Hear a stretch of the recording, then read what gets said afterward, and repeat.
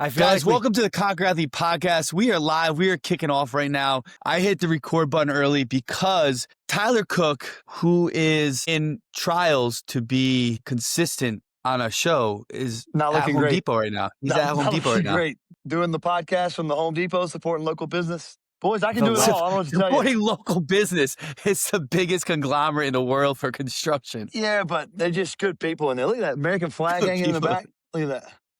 It's awesome. Yeah. It's awesome. the last Well, here 4 we go, boys. episodes have Happy to be all here. started with Tyler apologizing for something. I think every single one of them is literally started with me saying, hey, guys, I'm really sorry about whatever it is. What Tyler's not telling you is 1124 is actually not doing great, and he's standing on the sidewalk waiting to get picked up by someone to service lumber work. somebody. Probably got to a hammer. service somebody. I've got a hammer and a tool belt, and whatever you need, I'm your guy. Tell you what, with that jawline and those arms, you're getting picked up fast. Look at that. Are you kidding me? Join Conquer Athlete. You can get the same way and work at Home Depot as well. We'll coach you up. It'd be great.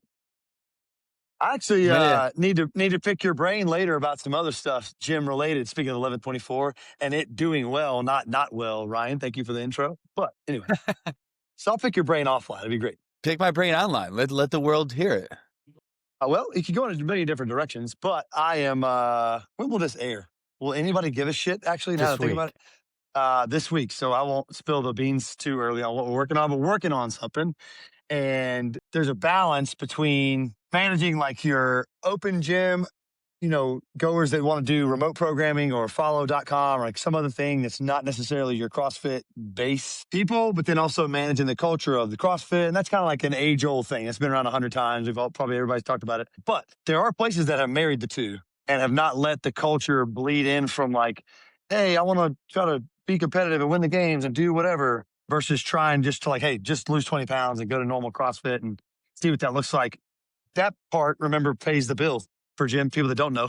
And so the open gym stuff is cool. But anyway, I'm trying to manage that in my spot of like, hey, how can we develop and grow?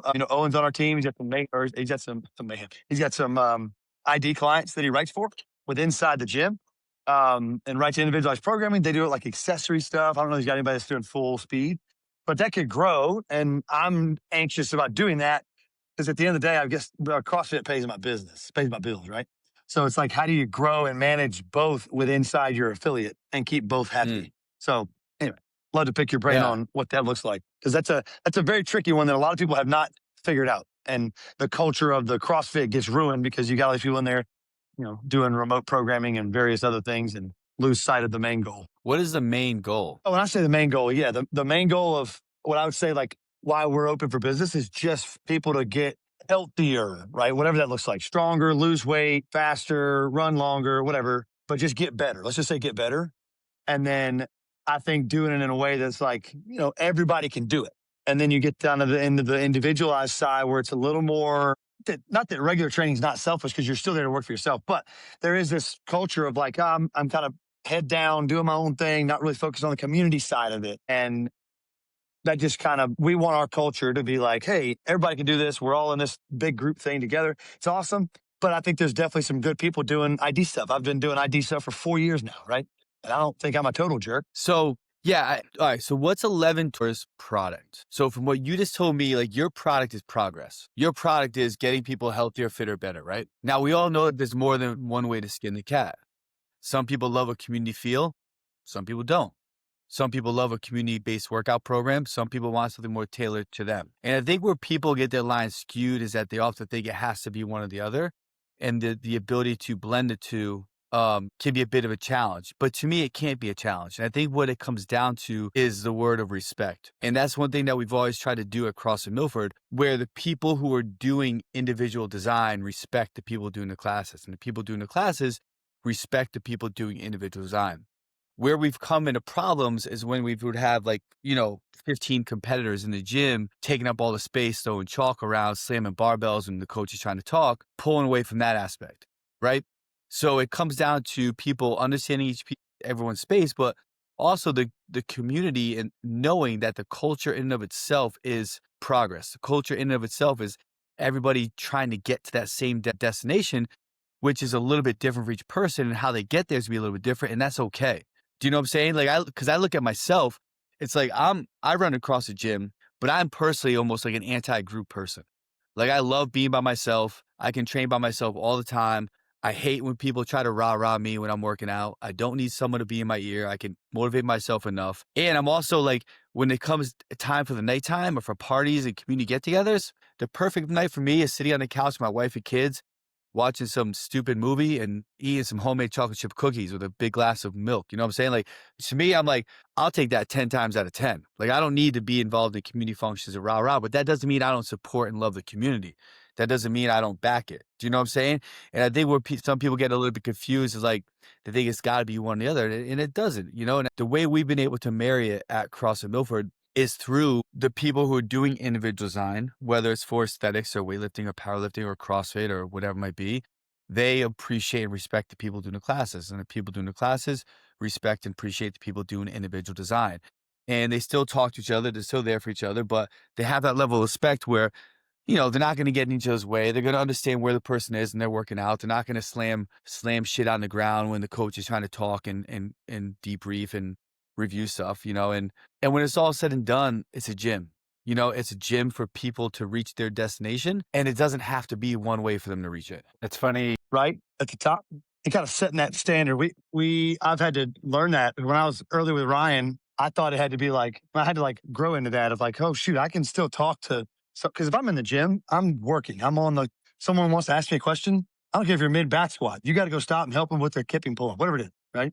But I'm the owner of the gym, and that's a little different. But I've grown into now, like, used to, no one would, walk in front of you while you're weightlifting. It's just like, oh, yeah, stay away. Now it's like, dude, screw that. Just walk wherever you need to. To your point, it's like, it's an easy space. We're all here together. I got my space, do your thing. But I think that was evolved over time, because early on, I was like, hey, I got to do my training. I'm so sorry. I got to do my thing. And it's like, dude, we're exercising. Who gives a shit? What are you talking about? We're all here together, to your point. That's something we've had to grow into. Yeah. Your service is a little dodgy. Right. You had something to say. Go ahead. No, it's funny. He asked me this question before we got on the podcast. And I was like, you got to ask Jay about this, because I haven't been to a gym that, call it co-mingling or, co-programming better than what Milford does. And you talked, like you said, it was about like a mutual respect. And from an outside perspective, it was like, you can see everybody is there, call it performance, whatever their performance is, that's what everybody's there for. And you can 100% cohabitate if that is the underlying kind of premise of what it is that you're doing. Everybody's there to get better. Everybody's avenue or road to that is just slightly different. And when you understand that nobody is the gym other than Jason, like Jason's the most important aspect of it, it's you tend to pull your ego back. And dude, I've seen a bunch of competitors inside of Milford doing their thing and not having any impact on the gym or on the classes. And overall, I actually think it makes it a better environment. People are laughing, people are having conversations, there's a class going on, and it feels super welcoming personally. I'm with you. I want to work out by myself. I don't need any sort of like external motivation or anything, but that doesn't mean I don't like seeing the classes, throwing down, people pushing themselves. Like, it's motivating. Yeah. Yeah, I think if you can figure out how to incorporate it, and I agree with you, it starts from the top. Like, you have to squash the bullshit. When the bullshit starts to rise up, you can really build something special that isn't just a class setting. Yeah, right. And I think, and I agree with you, Ryan. And for me, because we've been doing it like that really ever since the beginning, because when I came into CrossFit back in like 2007, 2008, I was at the CrossFit Games, and that's what everyone in the community did. You went to the CrossFit Games, right? And that's what it was. So when more people started forming into the gym, we still had that aspect in there. What's cool about Milford, I don't even think it's like a flex. Like, I think it's like a banner of this is who we are, is all the athlete jerseys, all the accolades up on the wall. Like, it kind of like sets this tone of like, listen, you could be a killer today, but there's been 50 killers before you that have walked through CrossFit Milford. And like, yes, you're unique, but you're not different. Like you're Yeah. not special in that regard. You're a great athlete and that's phenomenal, but you're not of one that has walked through the door. Yeah. And that precedence, right, starts with you, Tyler. So for me, when we used to have a lot of competitors in here, like there'd be days we'd have like 20 in here. If someone was banging weights when a coach is debriefing, I would walk up to him and tell him to stop banging the fucking weights. I would set the fucking tone, right? And on the flip side, if someone was, if the group was competitive group was working out, and the people in the class were kind of like hoeing and hemming in their area, I'd say, hey, like they're working on this area. We got to be mindful of each other, right? And I'll tell them to do the same thing, right? And it's setting that tone on both levels where people know, like, okay, like there's standards and there's expectations, and we're going to be held to them, and we're all going to coexist together. And I've also kicked people out of the gym. You know, I've turned people away because there'd be some like kids that thought they're better than who they are. And I'm like, bro, like I've had motherfuckers stand on the podium at the games and they are more respectful of you, and you can't even fucking make semifinals. Like, chill the fuck out, right? Like, calm down. You know what I'm saying? It's like things like that. Yeah. It's like this level of respect. And I've always seen that no matter where I was in any sport. Generally speaking, the best of the best always are respectful, right? And, you know, there's a book I read back in the day. It was about the All Blacks, right? Sweeping the sheds or something like that. And it talked about how, like, the captains of the All Blacks, that one of the most prominent rugby teams in the world ever, their captains would always sweep the floor at the end of practice. And that level of respect always trickled down to everybody else in the organization and the team, starting from the top. So it can happen, but what you have to do as an owner is understand, okay, well, what are the standards, and how am I going to hold everyone to these standards? And then based off that, people will feel it and understand it and know it, and it will show, right? Yeah. I think you have to be careful to not allow preferential treatment. Right. That's the thing. And like everybody's paying a membership, everybody's part of the bigger community. And when you start giving people that preferential treatment, that's when you start having issues from a culture standpoint, in my opinion. And you'll be shocked with what people think of themselves too. I'm not going to say names, but I've had so many athletes in these walls, some good and a lot good, and some bad from a personality standpoint. And I've had ones who would legit like feel like they were like God almost, you know, like the class needs to watch out for them and all this stuff. And I'd pull them in the office and talk to them like, well, we should get special treatment. Like, we're the competitors, we're going for a certain thing. I was like, hold up, Timmy. You know, I'm not going to say their real name. I'm like, how much do you pay me and you pay the gym, right? He's like, well, nothing. I go, nothing. I go, how much business do you think you bring me? He's like, I don't know. I go, nothing. You don't bring me any business. I'm like, why do you get preferential treatment? Tell me one fucking reason. Because you're training for the games? Be like, I'm training so-and-so for the U.S. Olympic team. I'm like, you think you have more preferential treatment from them and they're paying me? I'm like, get the fuck out of my gym. Go someplace else. Good luck with CrossFit. Yeah, but it's Brian's like told me, setting that tone. Brian's told me forever, we'll go to the games, literally at the games. And we're walking around, and I think we talked about this in another podcast, but semifinals probably even worse than that. Wadapalooza is probably the worst, where you get these guys in the back and they're just peacocking around and big dick. And Ryan literally is like, someone needs to tell these guys, we are exercising for time. Like, let's put this in perspective of the fact that Your service is no bueno right now. Your service is not good right now. Y'all keep talking. I'll join back here. D, your son just swore. Yeah, I mean, I know exactly what Tyler's talking about. And like, from a CrossFit perspective, you make the CrossFit Games, you are the pinnacle of the sport, right? Like, you are 100% at the peak. It's still just the CrossFit Games. Like, and I'm not diminishing the amount of work it takes to get to that level. And I think it's something super impressive. You should hang your hat on it. And it's awesome. You're still not better than anybody else. From a human perspective, I don't give a shit. And if you're an asshole, I don't want to be around you. I don't want to train you. I don't want to be involved in anything that you do. That's just, I'm not here for that. I think fitness is something we get to do. It's not something we're entitled to. You're fortunate enough in this life to be able to dedicate a large percentage of your time to be inside the gym, picking things up and putting them down. And if you're going to be an asshole to other people, get the fuck out. It's just the way it is. 100%. I got a story for you guys about not being an asshole. With Muhammad Ali, did I ever tell you my Muhammad Ali story? No? Tyler, I never told you the Muhammad Ali Cassius Clay story? No, sir. Before he was Muhammad Ali, Cassius Clay, I think he was like 21, right? 20 maybe. He was driving up to, I want to say Vermont or Maine. Who was he fighting up there? Was it Joe Louis? I don't know. It was one of like his first major fights, right? And it was when he was still Cassius Clay. And my wife's family owned one of the first truck stops on the East Coast, maybe the first one. And it was like midnight. Dude's going up to fight, at that moment, the biggest fight of his life. So they stopped at my wife's truck stop. And this dude, Muhammad Ali, on the way up to the biggest fight of his life, midnight, 1 a.m., gets, my wife's grandfather comes out. He's like, it's a little short of time, dude. He's like, who he was. Like, holy fuck, it's Cassius Clay, right? He's like, oh, you gotta come inside. You gotta meet the guys. You gotta do all this, all that. And my wife's father continues to tell this story to the day. The dude hung out for like 2 hours with him and everybody, all the employees at the truck stop, arm wrestling, shadow boxing them, messing around with them for like 2 hours, signing autographs. And he has this picture of Muhammad Ali with his arms wrapped around him when he was like this 12-year-old boy.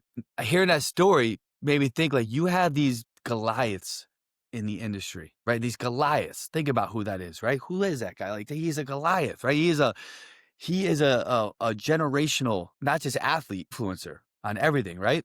And this dude is just like 2 hours is playtime with fans. And you hear stories like that and you're like, that's what it's about. Because if you think about now, my wife's father, who's like 78, tells that story all the time, holds that picture like of him and Muhammad Ali, like framed, right? Like above his bed, right? It's like one of the greatest moments of his life. Yeah, it's like, but that's what I'm trying to get to. This picture is this story is everything in life comes down to how you make somebody feel, right? That's what they're going to remember the longest, how you made them feel. And whether we're in a CrossFit gym or whether we're in life, we're walking around, and not to get all meta in this whole conversation, but maybe fuck it, because the world's negative as it is. The more we can just be good people and coexist well and know that we all are on the same playing field. Because when it's all said and done, we're fucking a speck of dust in the sand, right? Like our generational impact, our impact in this world is a fucking speck of dust in the timeline of the universe. Like, there's like, what do they say, like 8 billion other universes that they can even see or know about. If you think about that, how many life forms, how much other things are involved, like we're nothing. Our time and exposure and blueprint is fucking nothing, right? It's like a speck of fucking dust in the world, right? So how are we going to use that time? Are we going to just be a good person and help people out and coexist with those around us and understand that when it's all said and done, we're all going to end up in the same fucking spot in a pile of dirt? So why not make the fucking best out of it, right? Or are we going to, go around putting ourselves on a pedestal and making things more challenging and difficult and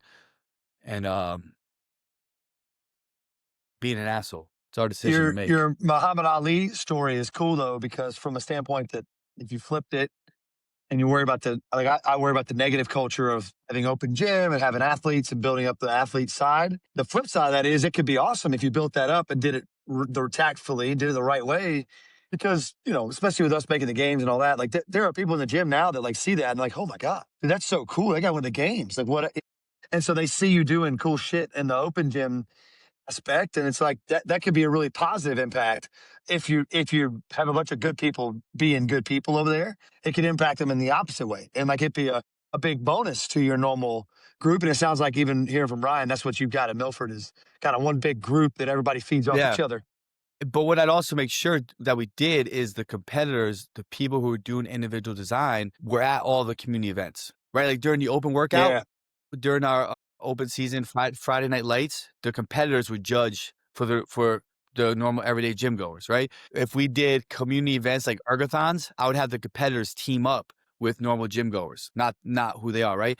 And I would in all the events that we had and the workouts that we had, I would intermingle everybody. So now, like, if we're at the games for 15 straight years, it's like, holy cow, like, I got, Tony Ficini as my partner. This dude just, went to the games and finished top 10 for the past 3 years, right? Type thing, right? So this is awesome, you know, and you kind of create that environment and put everyone in the same field, which is the premise of CrossFit, right? It's everyone's on the same field, working out next to each other. The grandmother and the Olympic athlete are working out next to each other side by side, right? And that's what you need to do is put them on the same field when you can put them on the same field. Yeah, so really what it sounds like is if you don't do it haphazardly and you have a plan to get everybody on the same page and create a culture, you can do this in a really healthy way. If you just jump in and you're like, hey guys, we're adding open gym, and you just let open gym be a thing, you're probably going to run into issues. But if you take a culture first approach,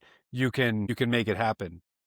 Yeah. Well, this is good. So what I wanted to talk, or what I thought we could talk about being the new year, is 2026 fitness trends and what's popping this year. What is popping this year? I'm so fucking lost in fitness trends. Damn, I'm swearing a lot, D. I'm sorry. I feel like that's my 5th cut towards. She loves it. I think it makes her feel tough. Yeah, I mean, dude, Tyler, I'm your in the service same boat. is so bad right now. I'm pissing off. I'm getting pissed off. Is it still bad? I'm in the same boat as you. Yeah, terrible, dude, you're lost. You're cutting off Ryan. You're jumping in when Ryan's talking. You're frozen. It's a disaster. You hurt his feelings, dude. I'm in the same boat as you. I honestly, when I thought of this and thought of this as a topic, I was like, I feel like I'm so out of touch because we just do what we do, right? It's like individual design and we run classes and I don't even know what else is realistically out there. So I started doing kind of just a couple Google searches and you Nice, just kind of see the bullshit that's out there. And I'm actually pretty happy with what I came up with. To me, it seems like the consensus is actually the big trend is going to be more of a data-driven approach where we're actually going to see more tech involved inside of training, people doubling down on strength training. Dude, I can't tell you the amount of middle-aged women I've seen walking around outside with weight vests on, which big picture, I think that's freaking great. They're thinking about osteoporosis and bone density and all of those things. I feel like that's a really good sign of people are becoming more aware. And, I'm not totally sure how AI is gonna impact things, but I do think there's going to be a bigger push towards individualized fitness trends. What that means, I don't know. I think some people are going to double down and go into ChatGPT and be like, write me an 8-week workout program. And I think that can actually be good because that's only 50% of the solution for people. I think it's having a solid program, but it's also having a connection with someone, whether that's a class or a coach. And that's what makes what we offer so freaking cool. Is not only do you get a relationship, but you also get a customized program. So personally, I think AI is going to be really good for all of us as individual design coaches. Right. Read me off the list and let me have a crack at it. Okay. So obviously these are not related to CrossFit whatsoever. I just Googled something and opened the top 3 search things. So 7 key trends. One at a time. One at a time though. Run at a time. Crossing the wellness chasm. Not entirely sure what that means. Connection takes center stage. Strength, demand for strength shows no sign of slowing. What else we got? So I do love the deeper connection of strength training. I do love that as a trend. I think we all strength coaches do. We all know the benefits of that. That's really not something we need to go down any sort of mystical, magical rabbit hole in. It's nope. Strength train. What's the next race? One? I thought one that was really interesting was race-centered travel will explode. Do you know why I like that idea, Ryan? Is because I was thinking about this the other day, yesterday, as a matter of fact. Human beings are predisposed to being comfortable. No matter what we do, we always find comfort. So think about people if you're in a CrossFit gym. They have their barbell. They have their spot in the gym they always go to. They have the equipment. They get comfortable, right? And I think that's a trend I want to see. I would love to see a trend like you just said, like race center travel, people looking to get out of their comfort zone just a little bit. You know what I'm saying? Yeah. Like, use a different fucking barbell. I don't know what getting out of your comfort zone means, but get out of your comfort zone more, because that's where you're really going to live. That's where you're really going to understand yourself more. All right, next one. I'm not changing barbells. I love my barbell. It's not happening. Yeah, I mean, I think even like bigger than that, you know, like people traveling to do more events and stuff like I think that's a super cool opportunity. And it, to me, that almost shows that people are more invested in their training, right? Like if you're willing to spend a couple $1,000s or whatever it is, maybe even not that much, maybe you're going to the next town over or something. But if you're willing to travel to go do a fitness thing, It's great. you Comfort. obviously care, right? Like you care about your performance, about being better, about just doing fitness. I think that's friggin' Do you know what? dope. Do you know what? All right, so I'm going to play devil's advocate with the AI one. So I love artificial intelligence. I think it's phenomenal. I think our ability to utilize AI for health and longevity and a deeper understanding and connection of our bodies, where we are, stress adaptation, diseases, right? It's like catapulted us. What I get nervous about with the usage of artificial intelligence in fitness is the human species' natural default mechanism of reliance. So I look at it, I think about it like the Tesla, right? And you think of the full self-driving, which is an amazing fucking thing, right? If anyone has it, like my wife has a Tesla for work, and you know, they even have a Mad Max mode, which switches lanes. It's crazy. But what happens? Well, over time, that's all you're going to do. Boom, full self-drive mode, hit of a button. Now, all of a sudden, you forget how to fucking drive. You know, because think about how many bad drivers there are on the road already that are actually driving. Why? Because they can't pay attention to shit, because we're so exposed to everything else. And I feel like you're going to have some people that will utilize AI the way it should be, which is information and a deeper understanding and connection, and then formulating a solution to a problem or upcoming situation that could occur through that, with better training, proper training, pivoting of training, etc. Other people, and I think the majority of people, are going to rely solely on that, where now they're not going to have any autonomy in their health, fitness, and training, because they're going to be so reliant and resilient, or so reliant on just what this screen is fucking telling them to do, how they, you know, how they're going to even feel the way the screen's telling them that they should be feeling based off what's happening. So I just think, like, it's, you know, it's like that a quote in Austin Powers, I eat because I'm unhappy. I'm happy because I eat, by, you know, the fat guy, right? We're going to get there. It's going to happen, right? There's no way around it. It's going to be this like circle. I think some people, it's going to be like the snake eating its own tail, and other people are going to be able to turn it into like a 3-headed dragon and become an unstoppable human. So just a thought.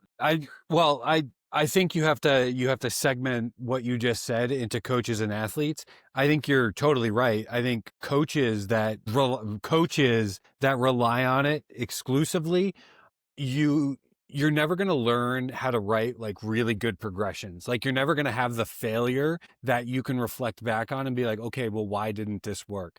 You know, or you get specific feedback from an athlete, and you're not going to take the time to go back and be like, okay, where did I go wrong? Whether in this progression or prescription or whatever that is. And that, I totally agree with you, makes us less capable coaches across the board, because we're not getting any sort of, you know, cause and effect, right? Where we like give an athlete something and then get immediate feedback. So I agree with you there. Athlete wise, again, I'm not even worried until we start seeing athletes that are like, I made it to the CrossFit Games by following a ChatGPT program. I totally think we're going to be fine. I think it's going to take you to a certain level. And if you're focused on like general health or something like that, you know, maybe that'll work. But people are still going to seek out people that are getting people to whatever their goal is. Yeah, no. So I'm not talking about that. I'm talking about, like, I look at it like, my wife isn't this way. Let's just say you take a normal, everyday, average fitness person, right? They're going to be attached to rings and watches and systems that are going to completely make them take away their ability to do any self-thinking around fitness and health, right? It's like, hey, you slept this, you should feel this, you should do this, you can't do that, you need to do this, right? And then it to be like a walking robot, like, this is how I am, this is how I feel, because this is what it's telling me, type thing. You know how some people will rely on, just have that self-reliance on whatever that system is telling it is, right? I think, I do agree with you. Like, I think the need for, what's that noise? Do you guys hear that? yeah. I hear Taylor Swift in the background. It feels like a blender bottle or something. Gone. Now it's gone. Tyler's like, shit, it's me. Is it me? It's not me. I'm in my home. There's no one else here. It's just me. But what was I going to say? But yeah, I think the need for individualized, personalized connection is going to elevate because that's what you can't get from Yeah. AI. To play devil's advocate, I think you're giving people too much credit. I agree with you. We're going to live in a world where people look at their watch and they're going to see a metric, like they're going to get some sort of notification, and they get blasted with so many of those, they're not going to do anything about it. Right. So 100%, Right, so the many, tech so is going to many. get so good where it's going to, read your skin temperature, your blood, like whatever it is, like your O2, and it's going to just constantly chirping at you. And people are they're going to get so desensitized to things. They're just not going to do anything because the majority of people are just not that fucking disciplined. Yeah. Right. To be like, okay, I'm getting the input. Now, how do I change my output to get a better reaction or get a better outcome? So I think ultimately that's where tech's gonna go. I mean, dude, like we've talked about, like an HRV mattress, right? Like your mattress is taking in all this input from your body and then kicking you out an HRV. It's great. It sounds super dope. What am I realistically gonna change my entire day because of that? Probably not. I'm gonna keep doing whatever it is I need to do, and it's just going to be gray noise. Yeah. I mean, Now, the elite are a different story. Right. There's gonna be some amazing things. There already are amazing things out there that aren't even at like our fingertips yet, but like easier devices on like detecting blood lactate levels, right? Like a simple quick reading, and you don't even have to do a pinprick in a blood reading. It's like there's some amazing things out there that we don't have at our disposal yet that we will in probably like a year, right? Because you think like once tech comes out, what's the formula that amplifies like 10 times in like 1 year? Like 10x's. It's pretty crazy. I think you're gonna see smart clothing. I mean, Whoop's already playing with stuff like that, where like their monitor connects to like pieces of clothing, which it doesn't work particularly well now. But the fact that they're heading that direction is only gonna get better. Yeah, this company in Switzerland is coming out with underwear that makes your penis grow. I'm on the pre-order. Tyler Cooke, redemption. Game, baby. Oh, man. All right, what's another funny. trend, right? Hit us with another trend besides penis growth. Wearable technology is at the top of all of them that I've read. All of them talk about strength training, which I feel like is pretty freaking awesome. Training. Let me see what else. I'll pull up Let's pull up 2025 trends, and let's go through like a hot or not thing. Like my wife told me. Well, my wife told me her friend signed up for it was like a 10-minute Chinese yoga thing that's like guaranteed to make you lose like 12 pounds in 12 weeks. I'm like, Joss, why do your friends not just fucking ask me a question? Like, I'm like, I can do that. I can give you the funny. formula for that. Yeah. All right. So this is. You know what I do like? A trend I'm starting to see, you probably not going to see it on the internet. I like the trend of clarity. Like, I think more people are disposing themselves like, hey, yeah, I take TRT or I'm on a GLP-1. And I think that trend of clarity is beneficial for mental health for a lot of people because so many influencers are on stuff, a GLP-1, a weight loss thing, TRT. It's like they're pumping a bunch of stuff. It's like, oh, buy my 12-week program. It's like, well, yeah, but spend $2,000 in HGH, TRT, and a GLP-1, and you can look like them too, right? It's like, which is fine if you go on that route, but just be clear about it. Don't be a snake oil salesman if you're pumping 8 million things. Yeah. All right. So this is off Fox News. I have not heard of some of these. So number 1, 12-3-30 treadmill trend. You guys heard of that? 12 minutes, 3 minutes, 30 seconds. Nope. 12% incline at 3 miles per hour. For Yes, 30 my minutes. wife did it. Yes. Of course, Josh did it. But it was 10 330. So yeah, 8 vest, 10 to 12 incline, B to 3, 30 minutes. Okay. All right. So we have some. I'm not against it. It's like, hey, if influencers and girls and dudes are talking about it and it's to get someone to fucking get off the couch and walk, great, move, go do something. I mean, it's go not. walk. what's cool about that to me is you can't at 12%, you can't just zone out and watch the TV. You're moving. Like you're you going gotta focus or you're getting launched off the thing. You're getting launched. And Yep. that And three is moving. 3 is not a crawl. So I like it. totally. I mean, you don't even have to be running on a trail. Like you just, when you're going uphill, that changes things Yeah. from from a focus standpoint. In that trend, that 3 is a walk. It's a fast walk. It's not a jog. Yeah. And I love it. Like 30 minutes, like, dude, that's great. From a cardiovascular standpoint, like, dude, people need more of that. Yep. I like it. Tyler, you like it? I think it's great. I think everything's got its. Well, we're for it. Next All one. right. Number 2, weighted vests. Like, I love them. They're beneficial. So many benefits to it. I get it. But it's one of those things for me where it's like, yeah, guys, it's been around for 3,000 fucking years. It's a weighted vest. Put on a walk. Like, stop trying to change the world with your weighted vest fucking posts. Like, to me, it's like, I start seeing all these fucking posts and all these things. Like I fucking love the weighted vest. It's great, but it was fucking annoying to me. That's what I'm saying. Yeah. Now, if we take it back to the early 2000s, where you're running outside with a weight vest on in an oxygen deficit because you got that old school mask on. And you look like you were about to go bomb something, dude, like I think I still post have it 9/11, dude, that was a different game. Like that was some gangster shit. Yeah, no, I think the weighted vest is great. It's like, it's going to increase, it's going to elevate your heart rate. It's going to put more strain on your system, low impact. It's fucking great. It was just one of those things where it was like, I get it. You're an influencer. You're putting a vest on. Cool. Like, okay. It goes along with like the morning plunge. It also and the started ice becoming. Yeah, it's like the morning plunge. And it's like, okay, like, you don't even know what you're talking about. I think the weight vest has its place. Ryan had me do ring muscle ups and handstand walks the other day. This is everybody in the gym was slightly like, dude, different. are you doing handstand? Well, hold on. I have a point. Thank you. Now that my service is what I think so that was because we were pushing the needle on a certain exercise, and he was like, hey, we want to do this, but we need to create adaptation. We're going to throw 20 pounds on it and make it harder. So if you're walking 2 miles a day, Matt, for 6 weeks, and you're like, hey, I'm kind of getting bored with my walk, I'm going to throw a vest on. Cool. But it's not going to be just like the cold plunge. Everyone's like, oh, do you cold plunge? Yeah, but it doesn't make you heroic just by doing it. Like, it's a culmination of all the things. So throwing a vest on and just going for a little walk is not going to all of a sudden, like your 10-minute Chinese yoga thing, it's not going to like, oh man, you walk with a weight vest, you're badass. Like, it's got to have a purpose. First off, if I'm walking down the street with a weight vest on and you don't thank me for my service, we are no longer friends. Yours will be a real bulletproof vest. Yeah. So to that point, though, I agree with you where we're getting to the point, like pro weight vest, be the first one to say it. We're just doing things instead of just going to the fucking gym. Like, dude, we don't need to come up with all these extra things. Just go to the gym, lift some weights. That was my Instagram post today.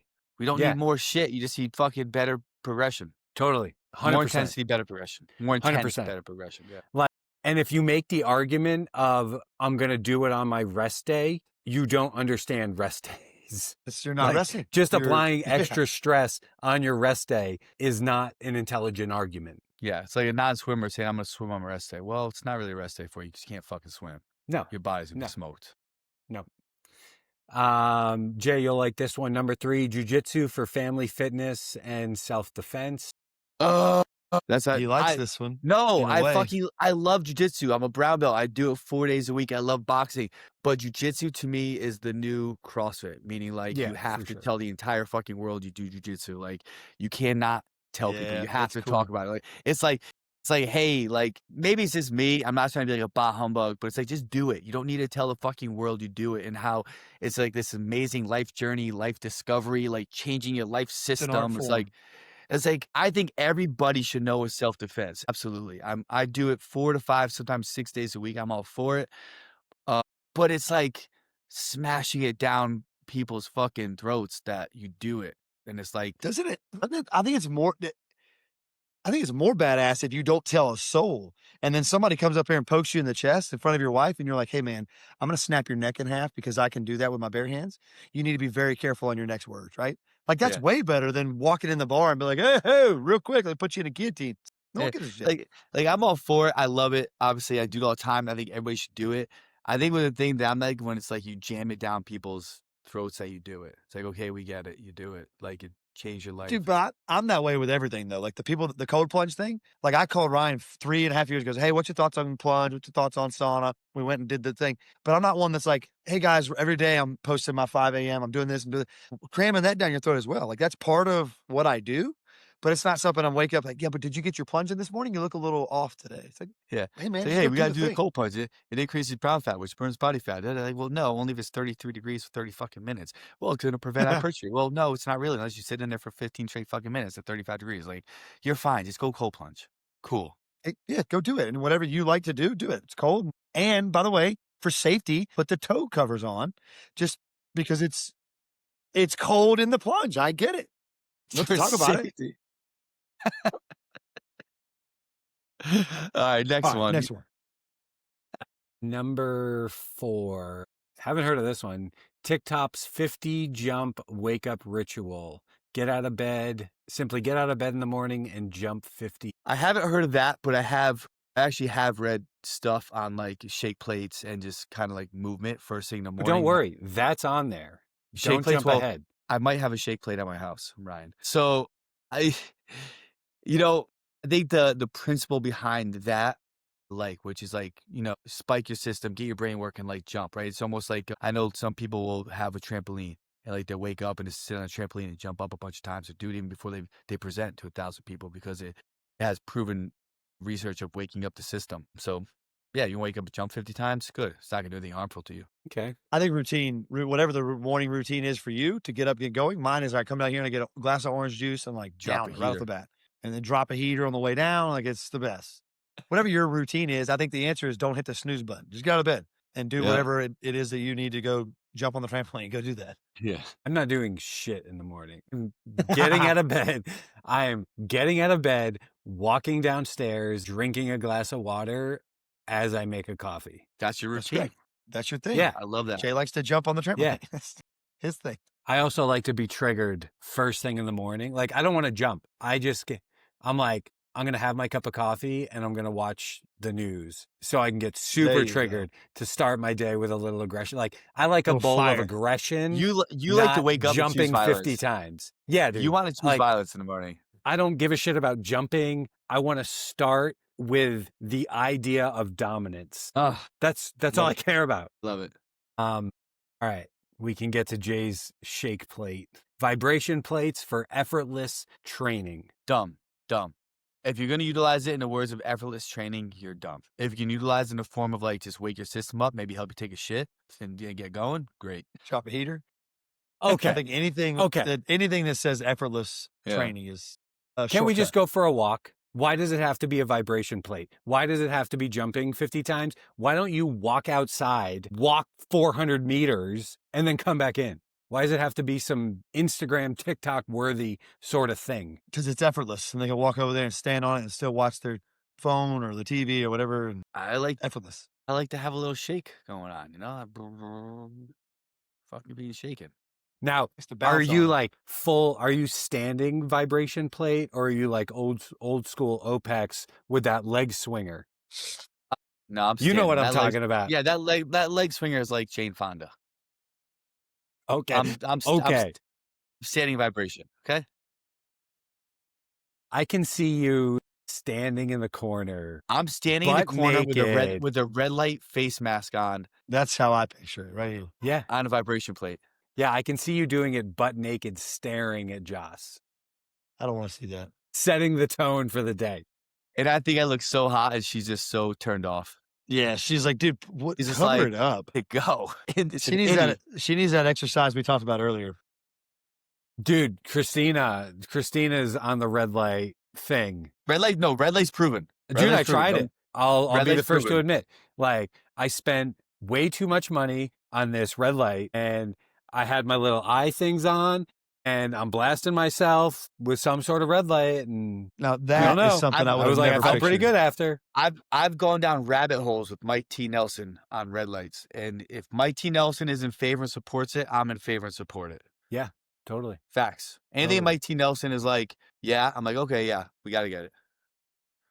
You're like, What's another 10 grand credit card purchase? Whatever. Yeah. And that's where Jay got his shake weight. Well, I haven't talked to Mike about the shake weight. I'm keeping that as private. I mean, he'd probably explain to you how it could be How it actually is benefit. Yeah, it could be used How it in could the right be. way. Yeah. What's the next one? No, that's the top 5 from good old That's top Fox 5? News. That's a dumb top 5. I mean, Those are all pretty gimmicky. Even if they were, they're like, okay. what extra can I do? So we'll look at ACE. What does ACE say? Artificial intelligence, wearable technology, virtual and hybrid training, inclusivity, power training, recovery. Fuck is inclusivity? Dude, what? These are dumb. It's dumb. I'm going to These chat are dumb. GPT. These are Top dumb. fitness trends. My hot take on the hybrid training, which is a big one, right? And High Rocks as a whole, I think High Rocks is great. I've actually done one. I think they're super fun. They're cool. They're great for people to sign up for and have something on the calendar to go look for.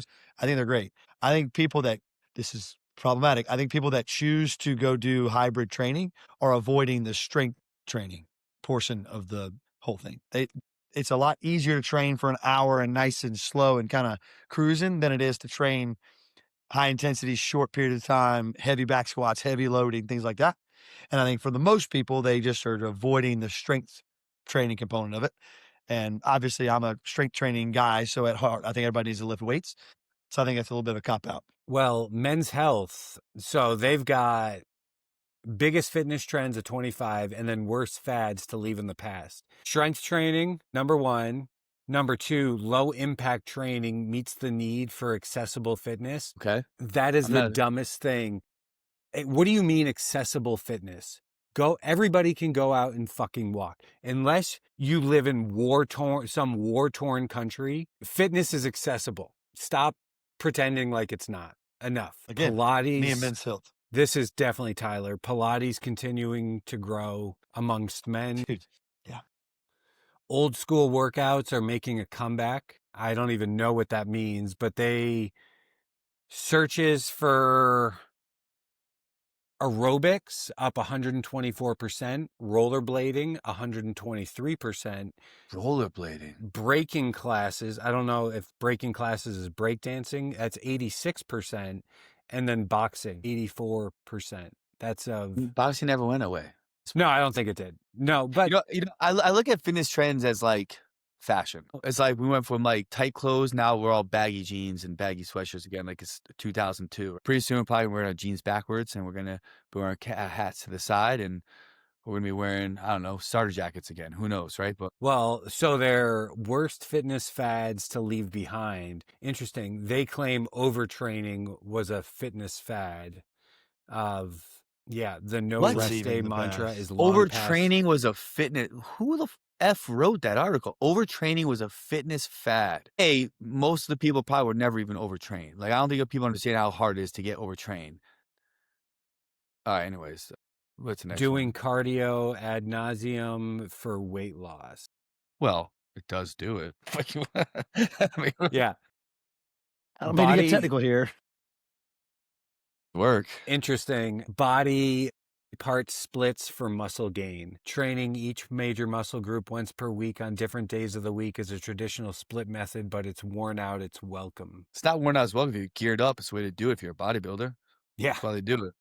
Fitness as punishment. That's just that you got to dive into the I think TikTok. some people need to view it as punishment. Yeah, I think if you view it as punishment, you have a deeper mental issue you got to think about. Yeah, that you got to break into that. Or I think you're a complete psycho like Goggins and you're doing huge, amazing feats of physical expression. Mm-hmm. So I think there's two levels to that.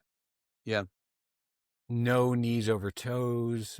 Let's see. Why you should trust us. If you end a blog Your argument with why you should trust us and you need an entire paragraph of why someone should trust you, fuck off. Mic drop. Yeah, that's tough. Mic drop. Guys, I was supposed to do a Conquer Live at 3:00 on that Conquer Instagram. Dude, this is way better than a Conquer Live. I know, that's why I didn't do it, so I'm still on here. I'm supposed to be in my basement, finishing my basement. All the lumber I bought. Callie's going to be pissed.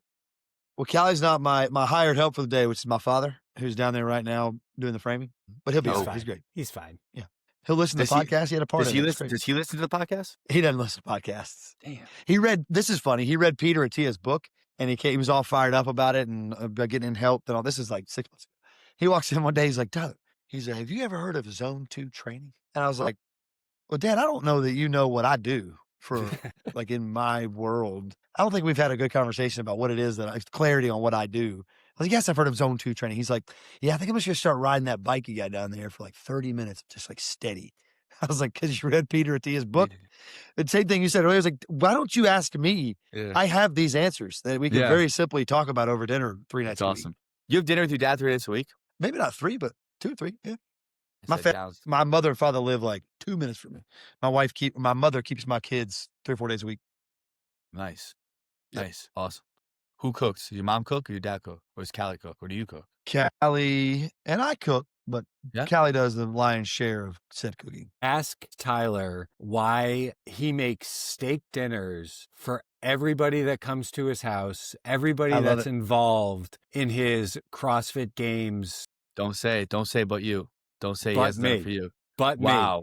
Never one time. Wow. Never once.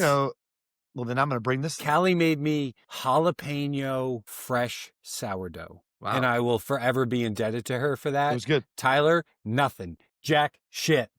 Not one steak dinner was had. That's because he's never come down here. And as a matter of fact, at the end of last year, he told me, he said, I've talked to Christina and I'm going to do more traveling and more competitions and more. I'm going to come down and see you. It's going to be great.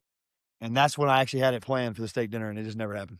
Steak dinners at my home, like me having people over, not a big party, but, a couple families. That's one of my like favorite things in the world to do is have a bunch of people over, big steak dinner. This is great. Everybody's vibing. It's awesome. It's the best. Talk's cheap, homie.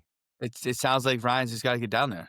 You can't live in the middle of nowhere and expect a steak dinner. You know what I mean? Like you got to come. Right, I'll just drop the $1,000 to go have a steak dinner. Because I wasn't there in Albany. It's a good steak. Well, I didn't make any steak dinners in Albany. Albany sucks. You want to make your steak dinner in the suite of a Holiday Inn?